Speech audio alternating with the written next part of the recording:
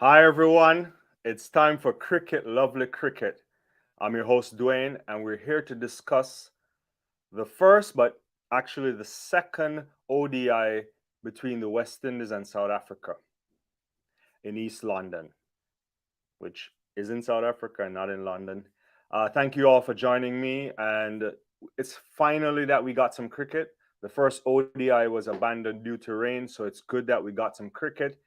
And the West Indies, the West Indies, led by Shea Hope, who also picked up man of the match, won their first match on the tour of South Africa. So we got to give them a round of applause. That's impressive. Albeit against a weakened South African team. When you look at their lineup, they had four debutants. And so we must put that into context. But a win is a win. I think a win is a win. And if I had to give an overall assessment of the match, I would say that the match, after winning this game for the West Indies, it felt more of a relief than comfort. Thanks for joining me. Thanks everyone for joining me. And so I'm here to just discuss some West Indies cricket quickly. I think a match like this is a match for the captains, and you would agree because Hope, Shea Hope, 128 not out, fantastic performance, and we'll get into it. We'll get into what happens here. And also Timber Bavuma, 144. Those are the standout players of the match. And had South Africa won the match, clearly Bavuma would have gotten man of the match. So it was pretty close. So thanks everyone. Yeah, and I'll get to your comments. I see Imran joining. I see Shabian. Everybody is here, and I appreciate you joining me on the live tonight. And so the first thing we must also recognize that this series, it doesn't count towards the World Cup qualification points. So there's some in some circles suggesting that this is a match that has no real relevance. I don't buy into that. I think if you're the West Indian team, you have to get to developing a side. You have to look forward, and you also have to wait and see if you qualify straight out the gate. South Africa is also in that kind of a precarious position. But yeah, I want to appreciate, want to thank everybody. I see Ferdinand as well. Yeah, I know it's late over there in South Africa, Ferdinand, but it was a fantastic match. As you mentioned earlier, to love the crowd. I have to talk about the crowd, the dancing, the moving around.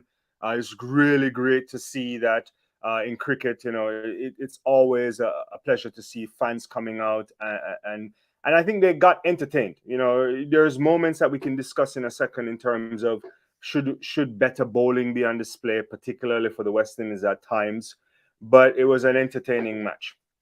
And so while this series don't count for any World Cup qualification points, I think both teams are at a stage where they're thinking through where they need to be. And this is important for them. Uh, Bavuma, what can we say about him quickly before we get into some, break down the match ball by ball or however we want to do it tonight? When you think about this guy, this is his second consecutive century in international cricket, his third century for 2023. He achieved a career best of 144. And so when you see that kind of stuff, you're really impressive. You're really impressed by it. Additionally, you think about Shea Hope captaining in the West Indies for the first time now, official ODI captain. And, he gets not out, 128 not out, his 14th ODI century. And so in the end, West Indies posted their highest total against South Africa in securing this 48-run victory. The first time the West Indies have beaten South Africa since, I believe, June of 2016. And overall, you have to say at some point, the West Indies figured out a way to adapt to the pitch because it was slow. And at times you felt like the batsman could have been on top all the time, but that wasn't the case. And if you listen to even Hope at the end, he would have referenced how difficult it was to still bat on a pitch like that. I don't know. When I was watching the match, I was thinking the bowling wasn't as good as I wanted it to be, especially from the West Indians. But you have to also credit Azar Joseph late as well. Akil Holstein, very good at times. And I think there's this use of an what I could consider a short ball that was effective at times, sometimes a little bit slower balls, and that really put South Africa under pressure.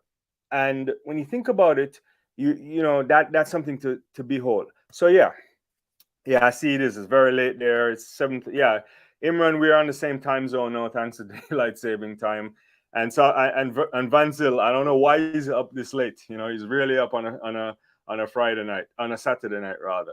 So yeah, so thanks again, everyone, and we're discussing this. Get your thoughts, your comments. Were you happy with this performance today? It was an exciting match, and I want to say, let's go through it. So West Indies, they chose to bat.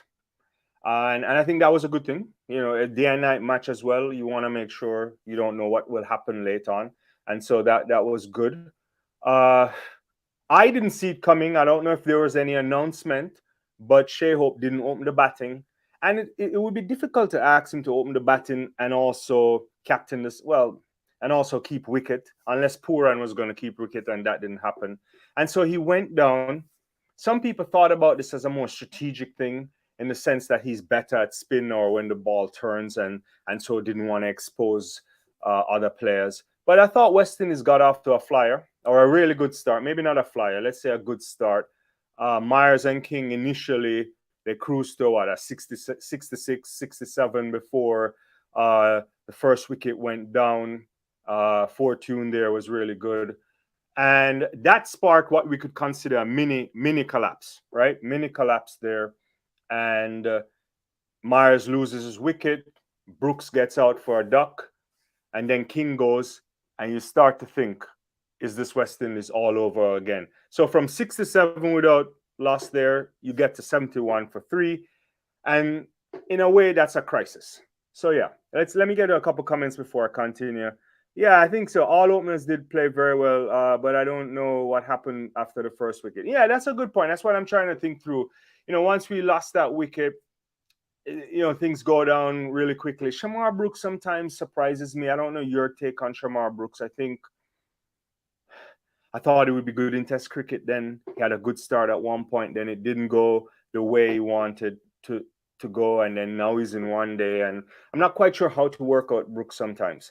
But you know, it's the first match, so you know we'll give him a chance. Let's see. Windows could have feel 100% agree with you here, Ferdinand. The West Indies at times they were poor in the field, and you know South Africa, you know, could have bowled better. I thought Kutsia was good, and GD was also good at times. Uh, yeah, but I think you're right on the feeling, and I think there's a laziness there at some point, or maybe not a laziness. I don't want to use that word, but maybe they're not concentrating as well as they should. Yeah, I guess you're excited for the IPL. I like watching the IPL from time to time, but I would prefer international cricket. But that's probably for a different day. Yeah, so I think you know when we think about this, you know the West Indies got off to a good start, lost those 3 quick wickets, but Hope and Puran they rebuilt the innings, which was important. You know, eventually giving the West Indies an 86-run partnership, something that was needed. 86 runs off of 1 week of 81 balls, and then Puran, in my estimation, gave away his wicket, and so that Puran had a shot off the bottom of the bat that went straight to Van der Dusen, and had he just hit it a little bit higher, then he would have gone over the fielder's head, and he wouldn't have lost his wicket there. So he gives away his wicket when he's settled. He's obviously upset. You could see that, and so, and I thought that was a pivotal moment in the test in the one-day match, because when you look at that, you say to yourself, Hope, Puran at the crease, settled. You got the guy in Hope that is a glue. He will stay there. But you know, you give away your wicket in Nicholas Puran. I think that's where West Indies missed a first crucial opportunity to get to, say, 350 or 375. And you want to take advantage of these things. So, you know, that's something that I hopefully they will learn from. But I thought that was a moment or pivotal moment in the West Indies innings where we know Shea would just be the glue, and Nicholas could start to play some big shots. And had he done that, maybe, we wouldn't have felt a little bit under, as it's as the great Manchester United former manager used to say, squeaky bum time, because there certainly was that part when we, especially when we were defending the total, and South Africa, had they batted a little bit better, I think they could have also won this. So it's not as, in the end, it looks comfortable, but it was far from that. And so I thought we missed an opportunity there. And yeah, I agree with you. I think Hossein bowled well at times. There's a couple of times he could have been better, but he's the kind of guy that tries to set up the batsman. So I thought he was good. He could have gotten a fourth wicket hadn't Powell miss a sitter, and we can get to that in a second. But yeah. Well, I get what you're saying here, and this is to the point for those of you who are joining us late. And thank you again. If you're joining me, just hit that like button. It helps with the algorithm. I appreciate it. A lot of people get to see that we're live and so on. I think West Indies have already played a full quota for the year, I think, so that's why it doesn't count. And I think and I get what you're saying. When you start to win, you think that you want it to count, but it doesn't. But we should not. I think the points is important because we don't want to go in a qualifying situation. But if it happens, it happens. But it's more important that you progress and get ready for this World Cup. So that's how I'm looking at it. And so you get Pooran out, then you get Powell comes in, and he starts to settle a little bit again with hope. And hope is the hope for the West Indies. Great captain knock, great captaincy overall, I thought. Maybe a couple of times in the field, and I'll get to that as well, where maybe he should not have, succumbed to the pressure of his bowlers for some reviews. But outside of that, there's really nothing we could be that critical about Shai Hope. And so Rovman Powell comes in, vice captain of the T20 unit, and Shamsi could have gotten him on a cotton ball, I believe, when he was on 6, and he doesn't. So that's also a misstep there for the South Africans, and he makes them pay. So he capitalized with another 40 runs, and he gets 46, dismissed by what I think was a really good ball. He bringing on back Coetzee. And I think that South African kid is going to be a fantastic player in the long run. And so he loses out eventually, but he sticks around with the captain. Right, I agree with you. He messed up there. He should have took that catch. West Indies would be under further pressure right there, but it didn't happen. West Indies capitalized. And so, eventually gets out for an unfortunate inside edge. Maybe he could have played the ball better, but there's an inside edge there, loses his wicket. Then Holder comes in at number 7. And again, and thanks everyone for joining me. I appreciate you on the live. We're talking cricket, the second ODI, officially the first since the first match was rained out. And let me know where you're joining me from. I know we have people from South Africa, my good friend Ferdinand, Trinidad and Tobago there, and Imran. So let me know where you're joining me from. And thank you again for being on Sports Talk Tech. I'm your host, Dwayne. And so Holder comes in at number 7, and he starts to play around with the captain. They know each other. They're both Barbadian internationals. They grew up together. And then, and I have to put my hand up here, what was he doing? Why was Holder doing a reverse sweep at that point, right? And I think Imran has said it right here. I did not like the way Jason got out. And I agree with you 100%, because this is the thing that I always say, you have to think through the moments. So you have a guy like Shai Hope doing his job. He's batting. Let's get some good solid runs. Don't take any risk at that moment in time, especially shortly after losing Rovman Powell. And I know there's batting down the line, but you never want to do things to put pressure on others, right? And so reverse sweep, the South Africans, and I think at that point, again, Just as how when we lost Pooran, I thought that was another moment where the West Indies missed an opportunity to, to dominate the South Africans even more. So he loses his wicket. That was a good review by them. He's out for 15. In comes Akil, who can bat, but he also got out. I thought wasted a review there. I'm not quite sure why they reviewed that, but that's what happens. And then O'Dane Smith comes in, and I don't know what he was doing. Actually, don't know what Smith was doing, because his batting style wasn't to wait on that ball. He didn't know he got, I guess, as we like to say, got caught in 6s and 7s or something like that. And yeah, you know, and he gave away his wicket as well. And, we start to say there's some level of pressure there, right? But eventually, Shai Hope, he starts to step up the batting, gets a lovely 100 off of 104 balls. And I believe losing wickets at those key moments, particularly from the likes of experienced players like, I would say, Pooran losing at a key time, and also Jason Holder, that didn't really help. But we have to be honest and say to ourselves that Captain Hope was the glue. That's the word for him tonight. The glue. I don't know what's the famous glue in Barbados. I know when I used to grow up in Jamaica, we used to have a glue called Patex, I think. But he was the glue tonight. Maybe it's the Gorilla Glue. Is the big glue in the United States. But yeah, and I think. I see what you say. Oh, you didn't like her. Yeah, I also agree. The way Mayers got out to was sometimes, I think it's characteristic of him sometimes to do things to give away his wicket. But I think there was ways that we could have dominated this even more.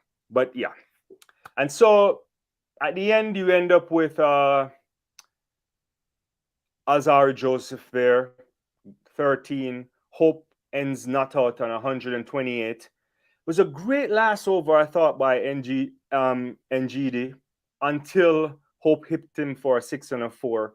And so West Indies managed to get, as we say, the highest run total against South Africa in 335 for 8. And it was a good, really good innings, really impressive performance by Shai Hope.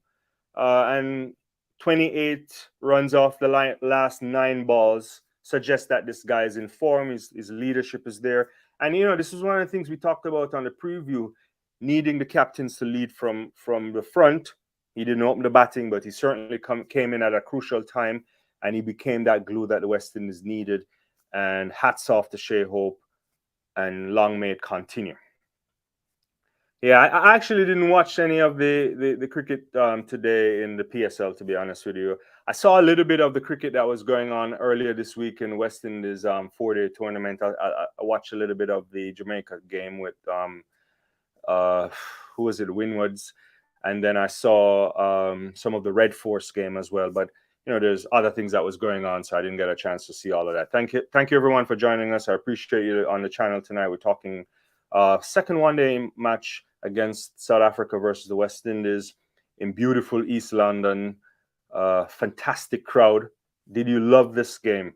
Smash that like button for me, and I appreciate you on the channel. If it's your first time, I appreciate you. If you've been here all the time, we really appreciate you. And don't forget to subscribe and hit the notification bell. So that was the innings for the South Africans. Very impressive, I thought, by Shai Hope. And time for the South Africans to come in. And I think the South African batsmen, you have to start off with a flyer. An absolute flyer. Quinton de Kock scoring like there was no tomorrow, right? And, if you think about it, they got off to a flyer. But I think South Africa, because of their inexperienced middle order, they suffered somewhat. I think Bavuma, obviously, 144. He alone couldn't do it. Some good runs also by Van der Dusen, but that wasn't enough. West Indies figured out a way. But the Kock off to a flyer. I thought West Indies were at 6 and 7s trying to figure it out. It was, I think, a first good open from Azar Joseph, but Holder and him, and when Joseph came back for I think the second over, all over the place. And then I thought it was an unnecessary LBW review. I don't know why they took that review. It was clearly pitched outside, and I think this is the first time where Captain Hope, he went with the bowler on this one. Yeah. Oh, thanks for saying that. I have to come. It's on my bucket list to come watch some cricket in South Africa, and best crowds in South Africa, I guess. Yeah, it looked that way. I mean, I love the singing, the dancing. They were like going behind, moving. It reminded me of the West Indies of old, right? Growing up and you see all that fanfare in the stands, especially when we were top of the world and or close to the top, depending on what where we were at the time. But we hardly see that stuff in the Caribbean anymore, and we just hope that West Indies team can get back to a level where the crowds might feel like it's party time, and party time for good reason. So the crowd, shout out to the crowd, shout out to the Eastern Cape, look beautiful there. It looked like the rains. There was some rain earlier. The sea looked a little bit muddy, but it was clearing up. But it looks pretty nice. Yeah, thanks for sharing that, Ferdinand, as usual. And so I wasn't quite sure why they took that. The West Indies took the review, because you have to save the reviews. They don't come all the time. If you lose them, it's problematic. But then I thought Carl Mears, coming in, and this is the thing about Mears, really his ability to set you up, and he dismissed Quinton de Kock, umpire's call, clipping the stumps. And it was a great knock, a good start from Quinton. Eventually, Bavuma starts to take the role seriously now in terms of pushing the score, because he was there mostly at that time in a supportive role. Gets to his 50, a lovely 50. Again, West Indies wasted another review on Myers to Bavuma. Not sure why they did that, but this continued feature of excellent batting from Timber Bavuma all year. He's in fantastic form, and it's just lovely to see the little man showcasing tremendous talent. And West Indies at that moment, because South Africa's the run rate is much higher than West Indies. I think it was 7 over 7 at that time. The required run rate was getting under 6 or very close to 6, and lots of pressure. And West Indies Captain Hope calls for Yannick Carrier, and the man from Trinidad immediately removes Rickleton.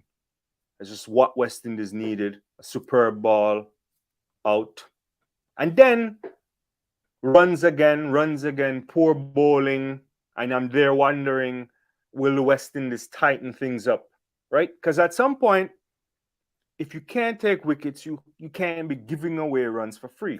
And something was there, and eventually Joseph returns in the end, gets 3 wickets. You get Hossain picking up some wickets. He dismisses De Zorzi. And, it was good. Nice bouncer from Joseph to remove Van der Dusen, if I'm remembering correctly. Couldn't manage it. Brooks catches it. You also got some clever slow bowling by Smith, likes a Stubbs top edging things. And even the stumping was really good to get rid of Fortune. I thought that was good work, good handiwork by the captain. He was good behind the stumps. And it gets to a point where you felt like the West Indies were back in it. And I felt for a moment like we could have done something here and just wrapped up the innings. And I remember I called my brother. We were on FaceTime, and, he's a big West Indies fan. He used to play a little cricket himself. And he's so upset, he's like so upset. Even when West Indies took some wickets, he's getting upset. Thanks, everyone, for joining me. We're talking cricket, lovely cricket. And when Powell drops Bavuma, I really was stunned there. Because at that time, if you get rid of Captain Bavuma, because I think he goes on to score 40-something more runs. I can't remember. How much was Powell on how much was Bavuma on when he got dropped? I have to check that again. I can't remember if my producer can tell me that score. But he drops Bavuma, and I have to say it's a sitter. I think it's a sitter. Maybe the lights it was in his eye, but he took his eye off the ball. And at that moment, if he had taken that catch, it would be all over, all over. But that didn't happen, and again, the pressure was being built again onto the West Indies because South Africa was still scoring freely, and because of how well they were batting at times, they were above the required run rate. And you think about it, maybe if you had the likes of Markham, if you had who else was missing, Miller, a few other guys, Ferdinand can tell us, a more experienced batting order would have potentially put West Indies under much more pressure. And that's why I say that's why my sentiment is that the victory is more of a relief, more so than to be happy, right? Like we totally dominated them, because there were moments in which West Indies missed key opportunities, both batting, obviously, while batting, but also key opportunities in the field, especially sloppy fielding, dropping catches, not bowling the right line or the length, give bowling first ball sixes or fours, which really puts you under more pressure. And those are the things that you have to clean up.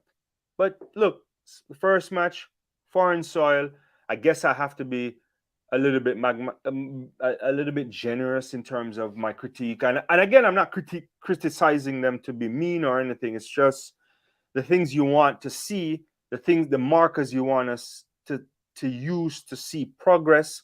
We have to give the captain some time, but we'll see what happens. I thought the running between the wickets, I never said this early on, I thought the running between the wickets was excellent for when Hope was at the crease. Even at the time when I believe there was one point where Rovman was like stuck and he was already down there, and he's like, get to the other end. And so that's the kind of intensity that you like to see. Let's see what Ferdinand is saying here.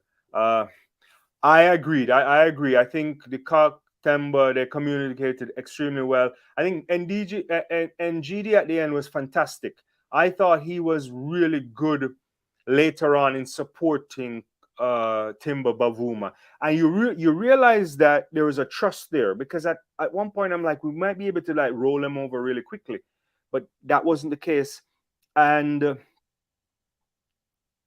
you realize that Ndidi can bat, and the captain started to trust him as the longer they stood in the innings, and it wasn't a matter of just protecting him. At points he was looking like he was protecting him, but he was also hitting a few balls here and there. So there was a sense that both of them together would have been able to get that going. Unfortunately, and before we wrap that up, yes, no, I agree with you. I think it was also really good for them to be given so many debutants a chance, because you want to be ready for the World Cup in October, right? And as we rightly pointed out earlier, there's no World Cup points riding on this series, so I suppose you could take some more liberties. Maybe that's the thinking of the South Africans. Obviously, you also have some injuries, so that may have played a role there as well. But in the end, the kind of pressure that the South Africans got under, eventually, we were able to take the captain out. And once he was out, you recognize that the West Indies would finally win. In the end, a 48-run victory looks comfortable, far, far, far, far from comfortable.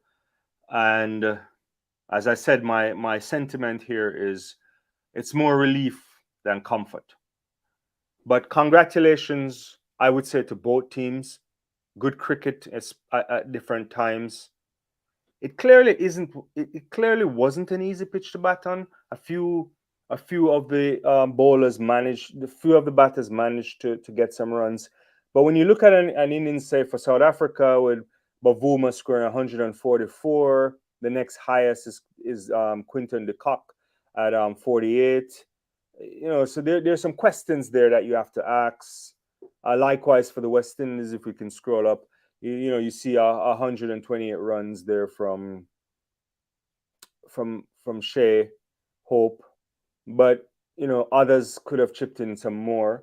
Good runs as well, obviously from early on from Myers and King, and a good knock there from Nicholas Pooran, who would have been disappointed not to go past the half century mark as well. The same for Rovman Powell, who was bowled by Coetzee, and a very unfortunate inside edge. And so, if you are a fan of cricket, a fan of both teams, you would say to yourself that it was a competitive match in the end. It wasn't an easy victory for the West Indies.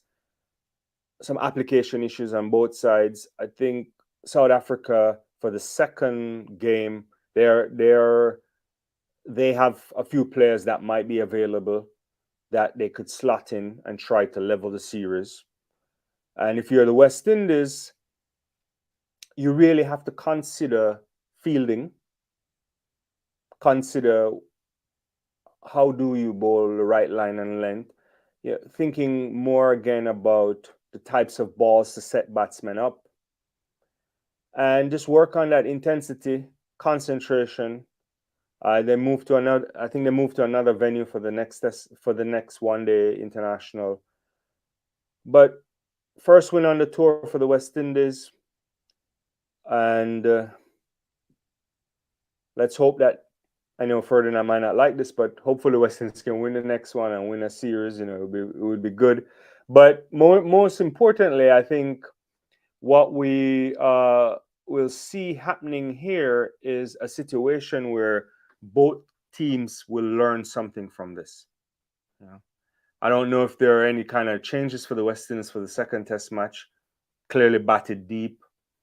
You still probably have to give Brooks another chance. You just don't get him out of the team like that. So I hope he can make some runs, and I hope West Indies can get off to another good start and capitalize on it. And the new West Indies on the Shea Hope is off to the kind of start you want, a winning start. I really appreciate everybody joining me on the live. Don't forget to like, subscribe. This is a short one for me tonight. I have to run. Hopefully you're enjoying all the kind of sports that's happening there. I'll be back soon again for track and field and some other sports.